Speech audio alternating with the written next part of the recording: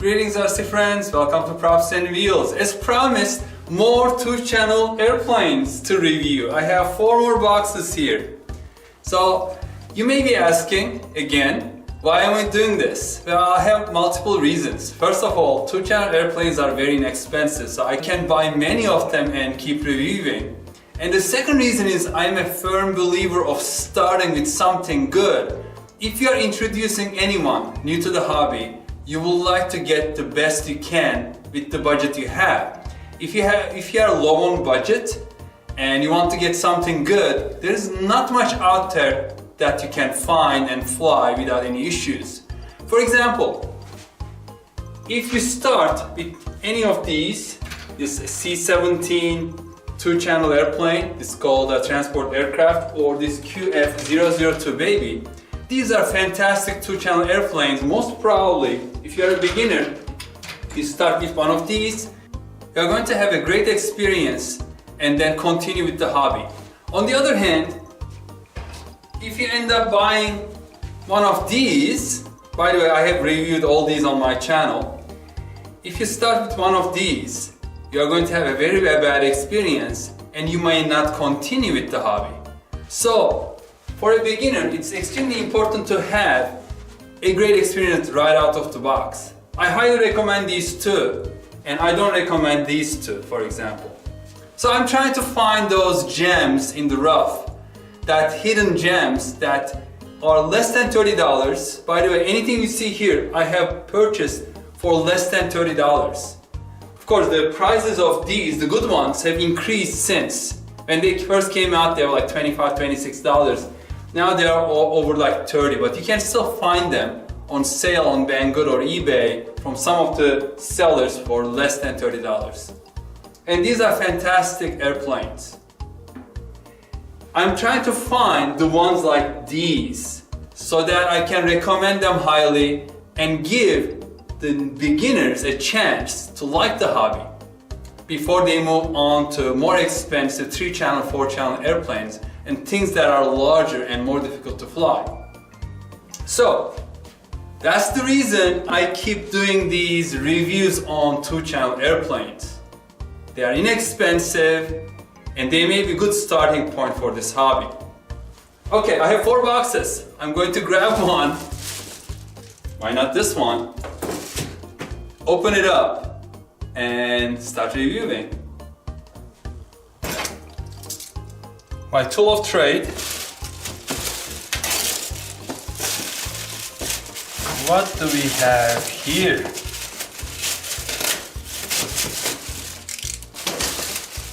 If you are a regular of our channel, I'm guessing by now you are saying, what the heck? You have already done this. You may be referring to this maybe, right? Very similar. Look at that, I can put it here and then you couldn't tell if it is a picture or not. But it is not the same one. First of all, this is a different company. This one, Cessna 182. They call them both Cessna 182, although they are tricycle gear taildraggers. Upper air helmet. This is from ZhiChong. And this turned out to be a dud. Didn't fly well. I'll put the link down in the description. And this is another type. Look at the size difference of the boxes. I'm assuming that this is going to come out as one piece. Whereas here I had to put on, it was very easy, but I had to put on the wing, install the wing. And the other difference is, you see these are the puller prop. The motors are facing forward, the props are on the forward. And this is the pusher prop, the props are on the back of the wing. Other than that, they look very similar. Fixed wing remote control glider. And they are probably made from the same type of material, EPP. expanded polypropylene, 2.4 gigahertz. And I'm not sure about the size, but we are going to see now. So let's open this up.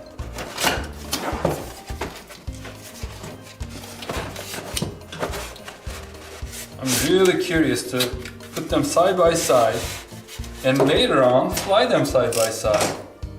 And by the way, if you haven't heard, I'm planning a 2-channel shootout. We are going to have all the 2-channel planes that I have. Something is getting stuck. It should be easier than this, right? By now I should be experienced unboxing stuff. But something got stuck here on the handle, looks like. Yeah, it got caught in the handle. I guess they didn't design that part well. Things are coming out of the box before the styrofoam is out. Yeah, this is not designed well. It's just catching into this and not moving. It's stuck. There must be a corner or something. Here we go. Well, the box didn't pass the quality test. Look. It's actually ripped a piece of foam. But from the styrofoam protector. So this is not good. This should have been more flat with tabs. Anyway, here it is.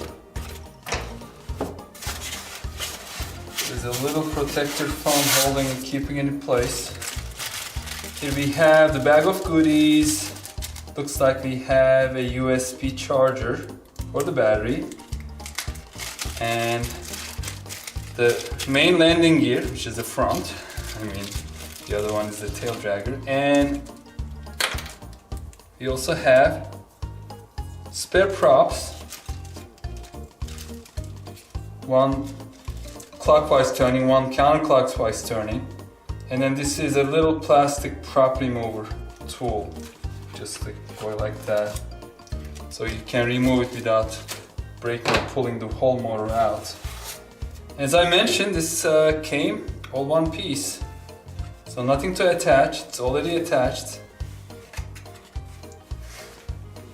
In terms of size, let's compare the size. This is a little smaller.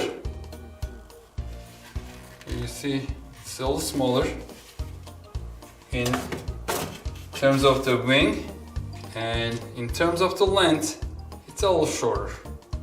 Just a hair shorter. Hopefully, it will be flying well though. So let's get the battery out. The battery, oh, that's interesting. On this one, they installed the controller and the antenna on this little hatch door. And then the whole thing swings out like that. Interesting. And this is a different type of connector of the battery. This is not one of those lossy batteries. I think this is called like micro Molex. I'm not sure. It's very tight, but it's different type. And here we have the little toy controller, but same size, different color, different style. But this it's a good thing, it says H/L. I'm assuming this is high rates, low rates, so you can switch between high and low rates. And these two may be for trimming. If it's like leaning towards right, you can just trim it a little bit, on, off. So right, left. I don't think this is going to be a proportion control, but at least you can switch between high rates and low rates to change the rate of turn. It takes 3 AAA batteries. So what I'm going to next is connect the battery to the charger. Here's a little USB that I have here. or keep it for these purposes. And while the battery is charging, I'm going to put on the decals, because that's one thing that this came all together, the old one, the FX ZhiChong 801, which turned out to be a dud. Everything was put on. On this one you have a little decal sheet. So I don't know why they completed everything except the decal sheet. Because that would have been easy enough. And then of course, this is, I don't even call it the installation, so the landing gear goes in like this, just wire landing gear. You kind of squeeze it a little bit and then push it in. And it is in right now, in its place, so. And you can fly it easily without the landing gear.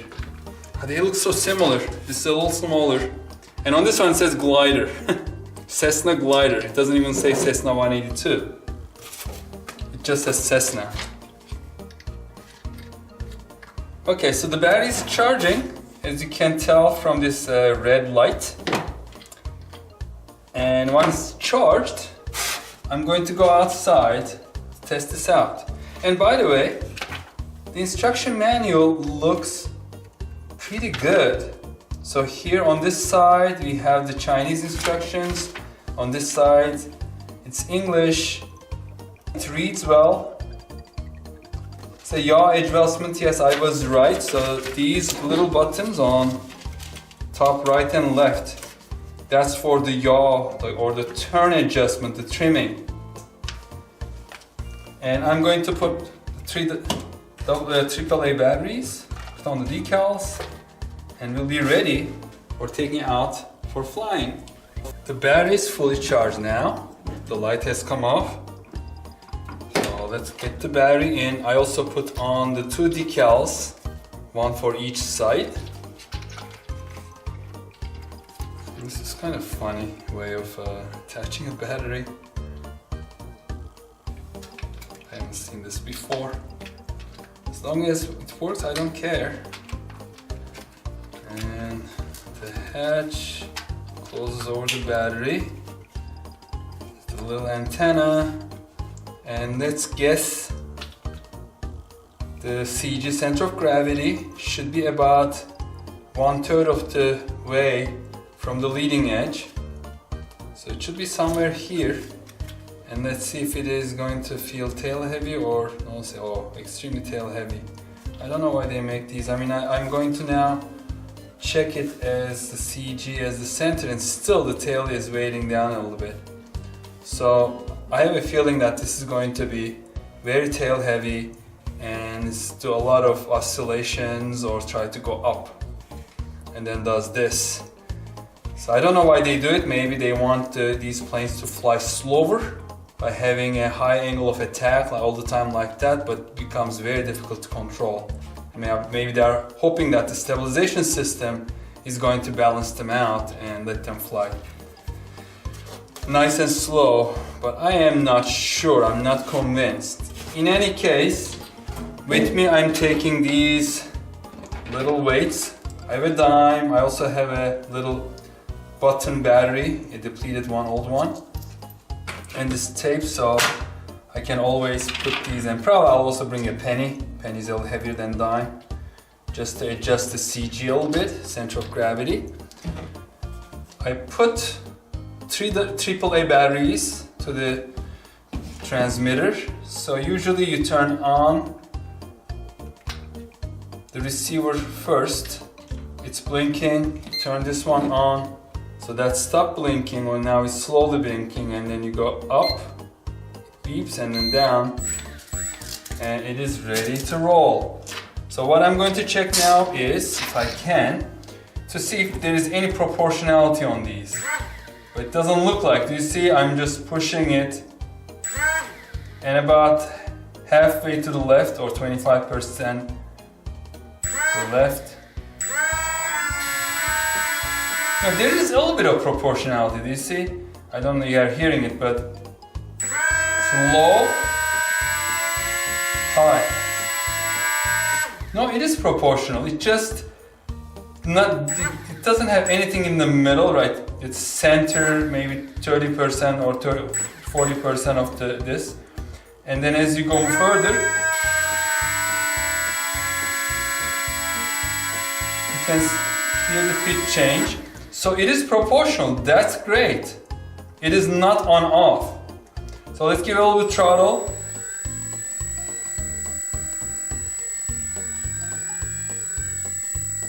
Can you hear it?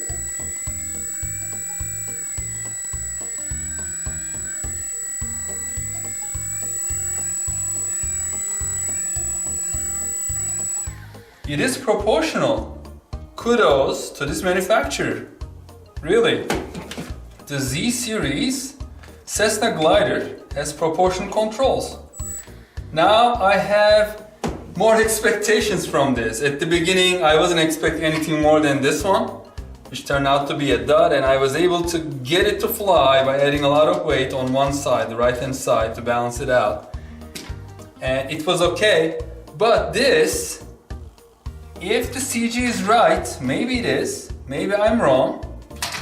If the CG is good, it has proportional control and it has a good chance as a contender for that top place in 2-channel airplanes that cost less than $30.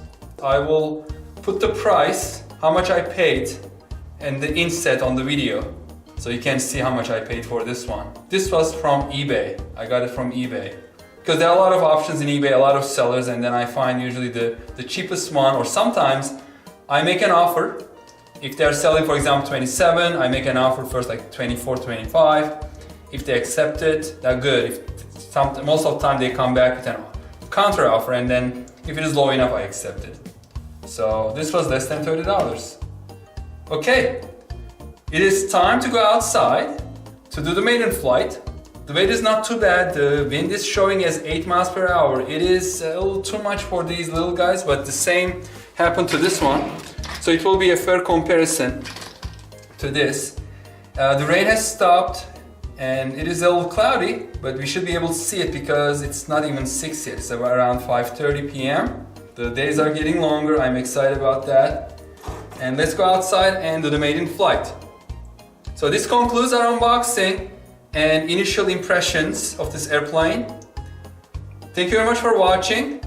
Stay safe and healthy. Hope to see you on the next episode. Take care, bye bye.